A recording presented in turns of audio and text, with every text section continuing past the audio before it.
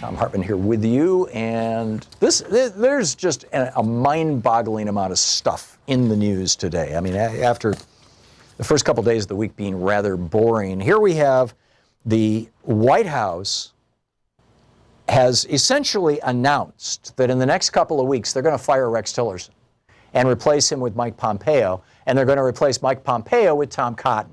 Tom Cotton is going to be the Secretary of State, the director of the CIA, and this is the guy who committed, in my opinion, treason by telling the Iranians not to negotiate with Barack Obama, the President of the United States.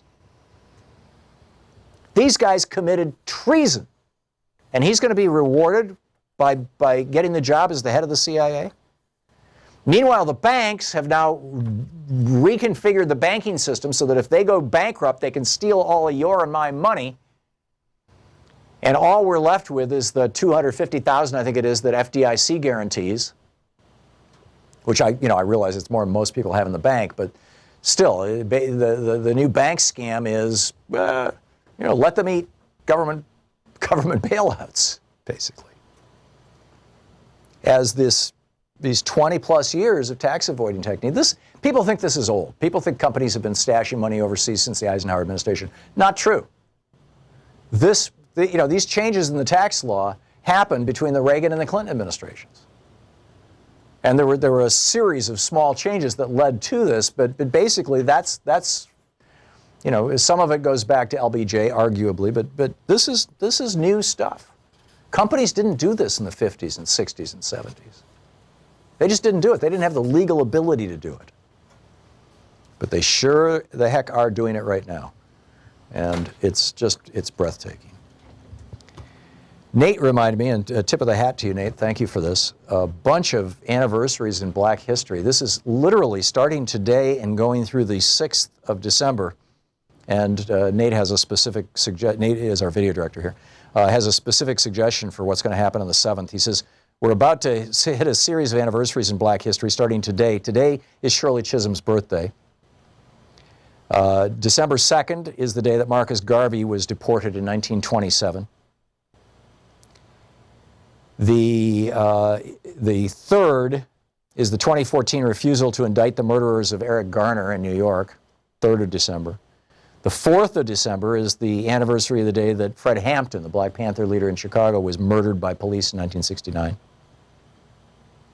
The 5th of December is the day that Rosa Parks was found guilty of sitting in the white section of the Montgomery bus, which kicked off the Montgomery bus boycott. That's the 5th. And the 6th is the anniversary of the adoption of the 13th Amendment in 1865, which changed slavery from chattel to prison. And then Nate says, I'll bet they'll murder another unarmed black person on the 7th. Maybe we should start an office pool here and see what happens. Whatever it may be, it's pretty awful stuff.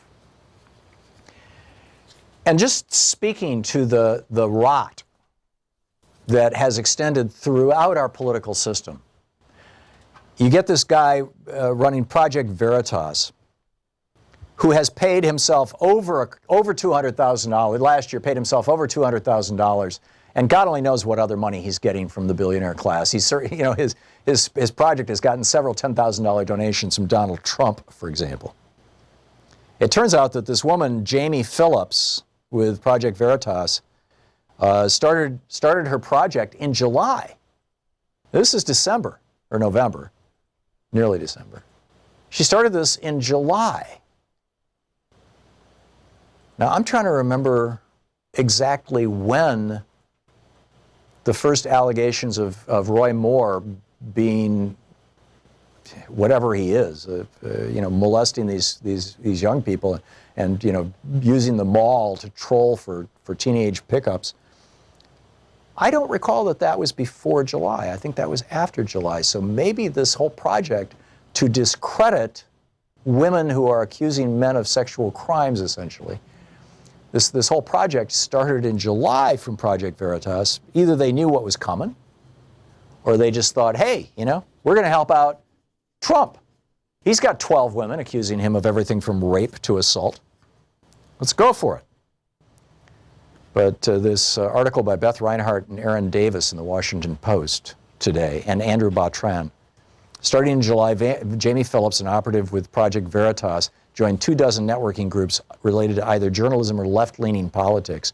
She signed up to attend 15 related events, often accompanied by a male companion, and appeared at least twice at gatherings for departing Washington Post staffers.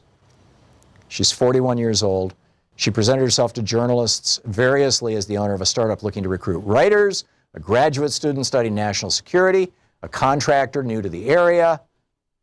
This summer, she tweeted posts in support of gun control and critical of Trump's crackdown on illegal immigrants. She's trying to create her liberal, CV. A departure from the spring, when on accounts that have since been deleted, she used the Make America Great Again hashtag, the MAGA, make America hate again too, and mocked the Women's March on Washington that followed Trump's inauguration. The billionaires are fine funding false news. They love funding false news. They don't have a problem with fake news. They create it. Just look at Fox News, owned by billionaire Murdoch.